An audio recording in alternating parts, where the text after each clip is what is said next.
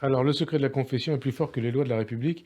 C'est ce qu'a affirmé Monseigneur Éric de Moulin-Beaufort, le président de la conférence des évêques de France. Il a été convoqué par Gérald Darmanin, donc votre ministre de tutelle, la semaine prochaine, à la demande d'Emmanuel Macron. Qu'est-ce qui va lui être dit et qu'est-ce que vous pensez de cette déclaration? Le secret de la confession est plus fort que les lois de la République.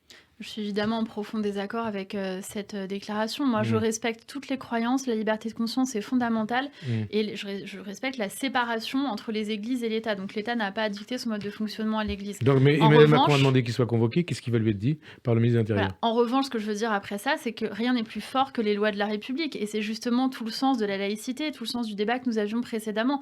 Ce sont les lois de la République qui régissent notre mode de vie. Quand on a connaissance du fait qu'un crime sexuel est commis sur un enfant, on a le devoir de protéger cet enfant et de signaler les pédocriminels aux forces de l'ordre ou à la justice. Donc, dans ce cas, hein, la confession n'a plus de raison d'être.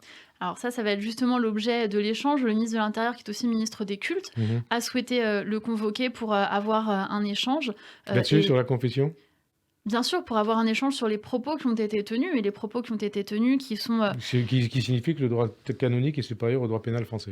oui, et je crois qu'on ne peut pas, dire aux autres religions: «Vous devez respecter les lois de la République», et dire que là, il y aurait, une exception. Donc je comprends bien évidemment le sens de la confession Toutes les et religions l'importance de la traitées de la même confession, manière, c'est ça que vous voulez dire, hein?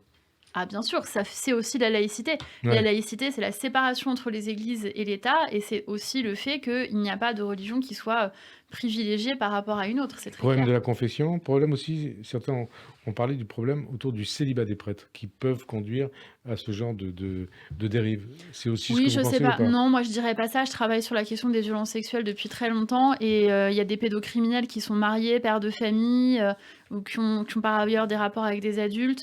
Donc moi personnellement, je ne ferai pas de lien direct entre le célibat et cela. En revanche, il y a des experts de la lutte contre la pédocriminalité qui disent que peut-être des pédocriminels s'orientent vers des trajectoires qui leur permettent d'être en contact avec des enfants. C'est le cas pour ceux qui veulent travailler comme animateurs dans des centres ou dans l'église.